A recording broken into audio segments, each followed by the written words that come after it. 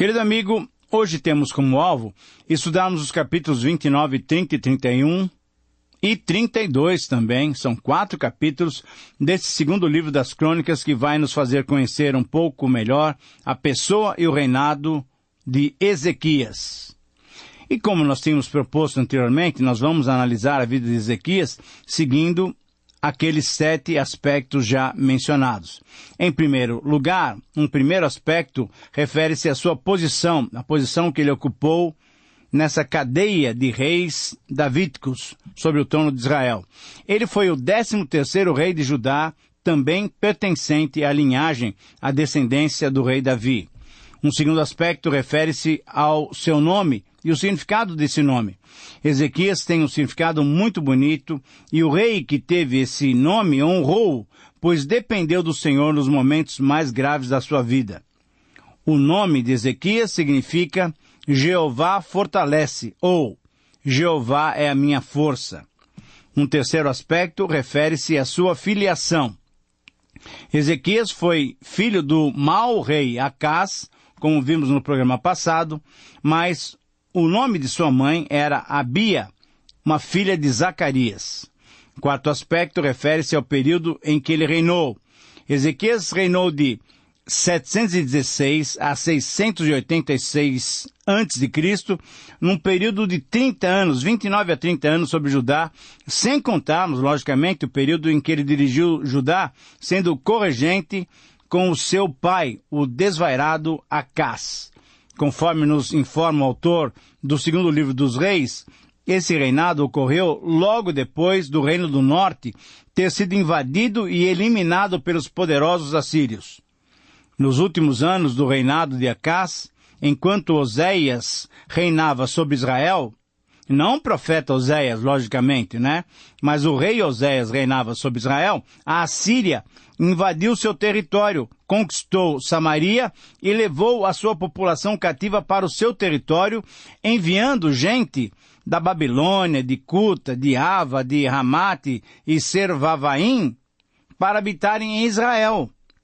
E aí então, esse pessoal misturado com os israelitas que tinham ficado na terra, tomaram posse de Samaria e dali então surgiram os samaritanos. Esse era um período de muita tristeza para aqueles que temiam a Deus. Pelos pecados de desobediência e da idolatria de Israel, o próprio povo tinha sido eliminado de diante da face de Deus. Judá também corria o mesmo risco. Com Acás, a situação do Reino do Sul era bem semelhante com a do Reino do Norte. A qualquer momento, Deus poderia enviar o seu castigo. Deus poderia se afastar de Judá, assim como se afastou de Israel, conforme lemos no segundo livro de Reis, 17 e 23. Portanto, nesse turbilhão de acontecimentos começou a reinar Ezequias com 25 anos de idade. Um quinto aspecto que deve ser mencionado para conhecermos um pouco melhor Ezequias, refere-se aos profetas que estavam em atividade nesse período. Para conhecermos Ezequias e o período, o seu reinado, em que ele governou Judá, vale a pena mencionarmos essa questão dos profetas. Como nós já mencionamos, os conhecidos profetas Oséias, Miqueias e Isaías estavam a serviço do Senhor nessa época conhecida como a derradeira oportunidade de Judá. Esses profetas do 8º século, juntamente com Amós, foram homens usados por Deus de modo bem objetivo, trazendo a sua palavra para o seu povo. Porém, foram homens que perceberam mais do que ninguém a dureza do coração do povo, a arrogância da liderança do povo, a injustiça social, o desprestígio da lei do Senhor, a quebra da aliança, a profanação do templo, enfim.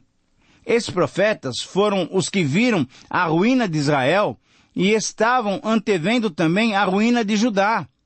Eles falaram, advertiram para que Judá não caísse da mesma maneira como caiu Israel. Esses homens foram usados por Deus para trazer a sua mensagem, clamando por arrependimento e conversão, isso é, a volta para os caminhos do Senhor. O rei Ezequias, alvo do nosso estudo, deu ouvidos à palavra do Senhor e realizou um bom reinado. Então, em sexto lugar, um outro aspecto que nós devemos tratar e devemos conhecer e estudar sobre Ezequias e o seu reinado, refere-se aos eventos que marcaram esse período em que ele reinou. Nos versículos 1 e 2, nós encontramos Ezequias sendo apresentado. Essa é, na verdade, uma apresentação muito singela desse rei, que, de acordo com alguns estudiosos, pela ênfase do autor desse livro das Crônicas, na sua vida e no seu reinado, olha só, Ezequias só pode ser comparado com o rei Salomão. Inclusive, se diz dele que ele era o segundo Salomão, de tão especial que foi esse rei. Ele começou a reinar com 25 anos e reinou por mais de 30 anos, chegando talvez até os 55, 56 anos de vida, numa época em que a média de vida era muito mais baixa que esses anos todos em que ele governou e reinou sobre Judá. Ezequias foi considerado um dos grandes reis de Judá. Um outro detalhe que devemos destacar, no capítulo 29, 3, até o capítulo 31, versículo 21, nós encontramos em todo esse texto, capítulo 29, 30 e 31, nós encontramos a reforma que Ezequias implementou. No primeiro ano do seu reinado, no primeiro mês, ele abriu as portas da casa do Senhor e as reparou. E o cronista aqui destaca essa iniciativa de Ezequias como a contrabalançar com os desatinos cometidos pelo seu pai, pelo rei Acás, que tinha fechado o templo, fazendo altares em todas as esquinas de Jerusalém, conforme nós estudamos no capítulo 28, versículo 24. Com isso, Acás tinha provocado a ira do Senhor. Ezequias, então, prudentemente, logo no início do seu reinado, demonstrou o seu amor e a sua obediência ao Senhor. A partir do versículo 4, e por todos os capítulos 29, 30 e 31, como nós já mencionamos, temos uma detalhada narrativa da reforma religiosa que Ezequias empreendeu. No capítulo 29, do versículo 4 até 19, nós encontramos que Ezequias ordenou a purificação do templo. No capítulo 29, 20 até 36, ele ordenou o reinício dos trabalhos litúrgicos, isso é, a volta frequente e normal dos cultos ao Senhor, dos sacrifícios ao Senhor. Agora já no capítulo 30, do versículo 1 até o versículo 12, nós encontramos que Ezequias mandou celebrar a Páscoa do Senhor. Um relato que só acontece nesse segundo livro das Crônicas e que foi omitido na passagem paralela no segundo livro dos Reis, no capítulo 18, 19 e 20. Essa celebração da Páscoa certamente foi motivada pela celebração ou foi motivada por uma comemoração de uma volta aos caminhos do Senhor, tendo em vista o que tinha acabado de acontecer com o Reino do Norte, numa queda brutal que teve diante da Assíria. Ora, diante do exemplo de Israel, que caiu sob a Assíria, no início do seu reinado, Ezequias, então, manda arrumar o templo, manda voltarem os cultos e os sacrifícios ao Senhor, e logo em seguida, então, ele manda celebrar essa Páscoa.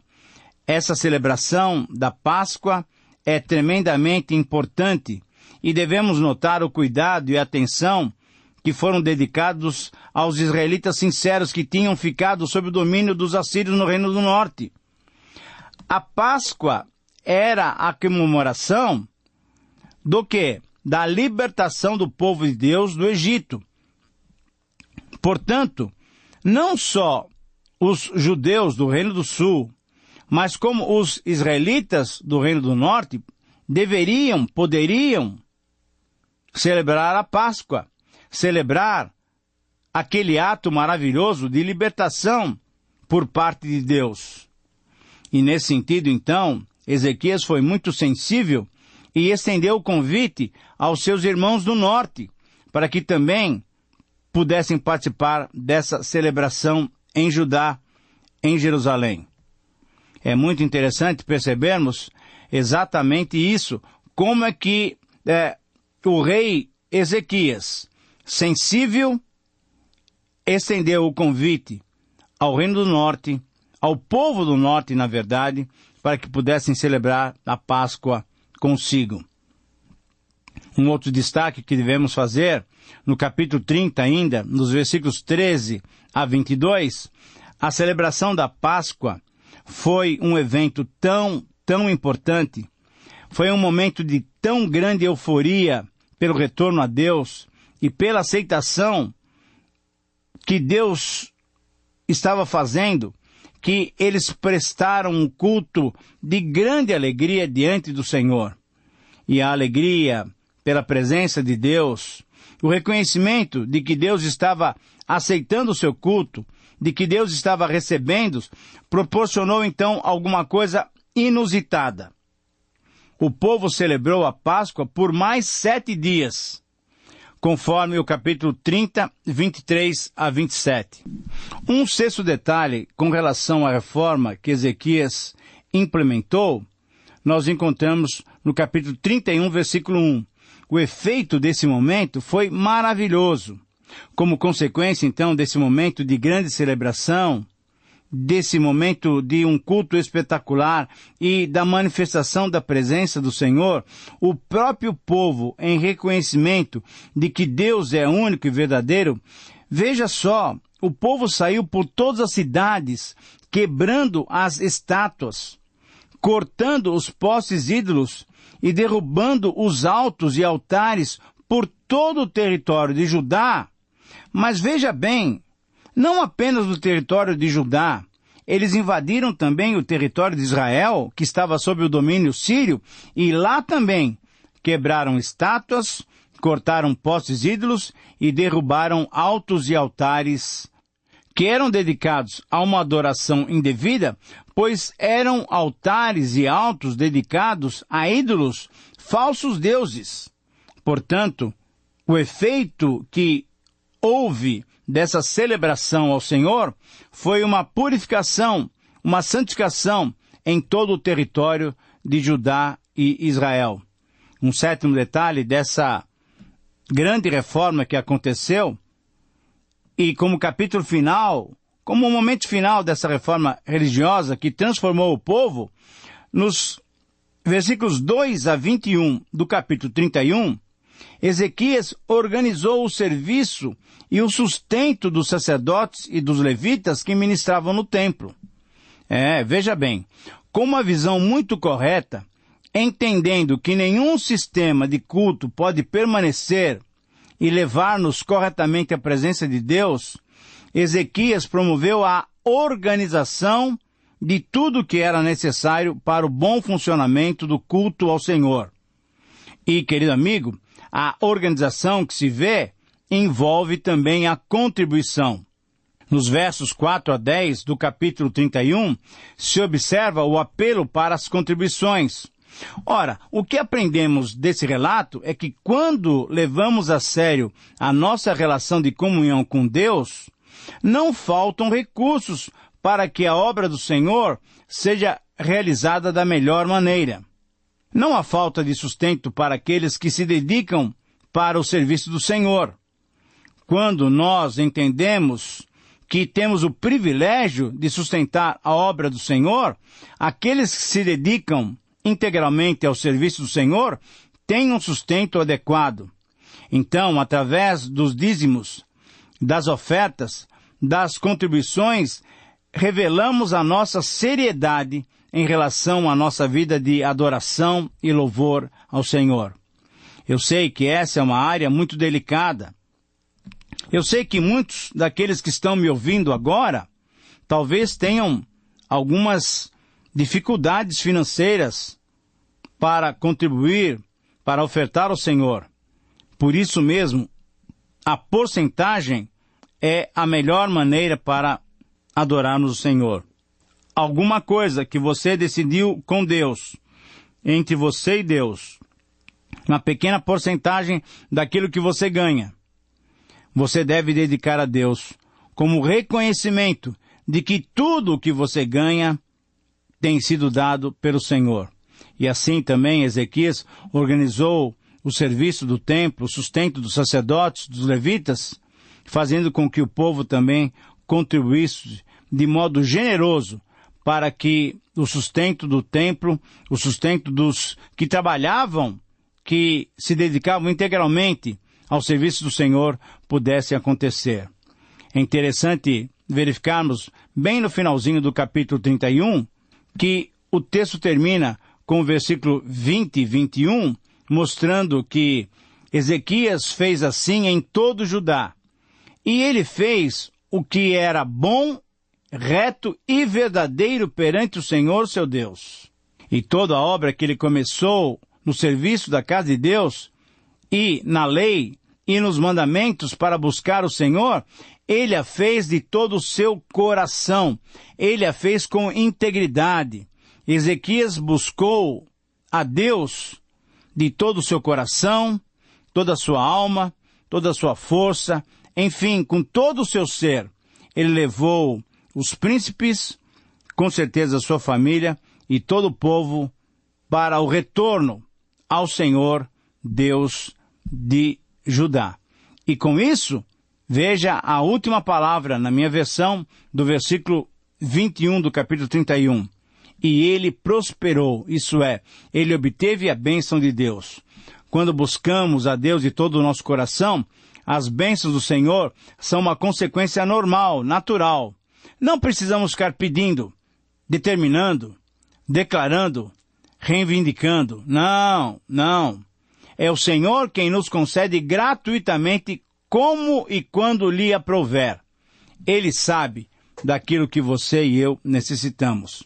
Um terceiro destaque que devemos fazer em relação aos eventos que marcaram a vida do reinado de Ezequias está no capítulo 32, no versículos 1 a 22. E aqui nós encontramos o relato da invasão da Síria contra Judá.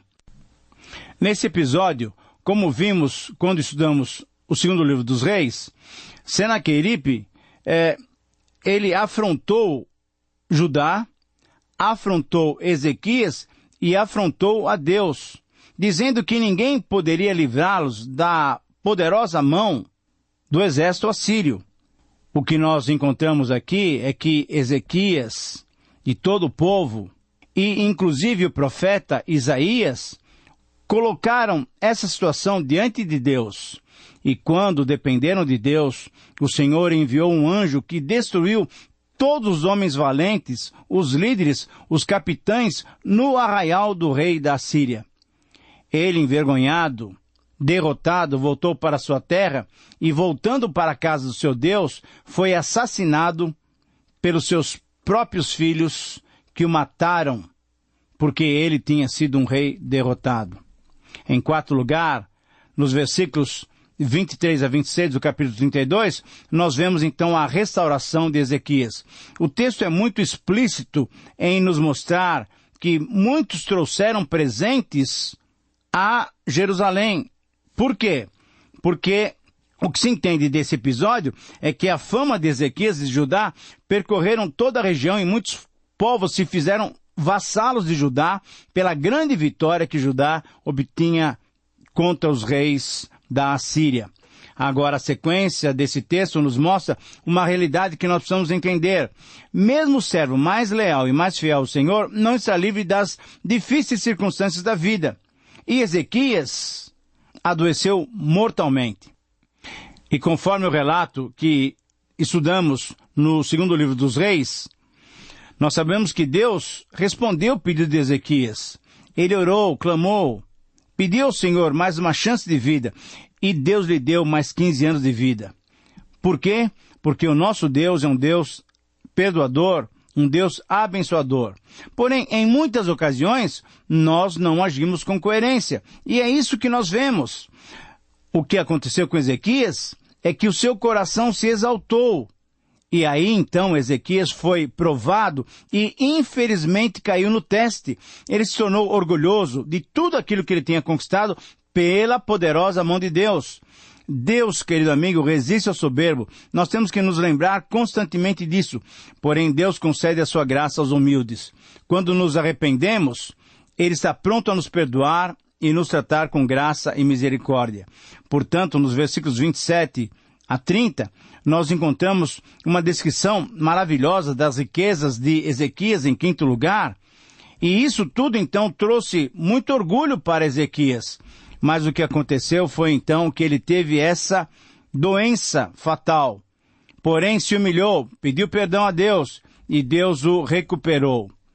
Nós vemos o pecado de Ezequias claramente exposto, em sexto lugar, no versículo 31 do capítulo 32. Isso é, ele se entendeu como realmente responsável por toda aquela situação muito boa que ele estava gozando. Ao invés de dar graças a Deus, ele entendeu que ele era o responsável por todo aquele momento de prosperidade. Mas ele se arrependeu. E nos versículos 32 a 33 encontramos o final dessa história tão bonita do rei Ezequias. Ele pediu perdão, Deus o perdoou, e o texto nos diz que ele dormiu com seus pais e o sepultaram no mais alto do sepulcro dos filhos de Davi, isso é, com um lugar de honra. Esse que foi considerado um segundo Salomão, teve também, na sua morte, honra do povo que ele liderou.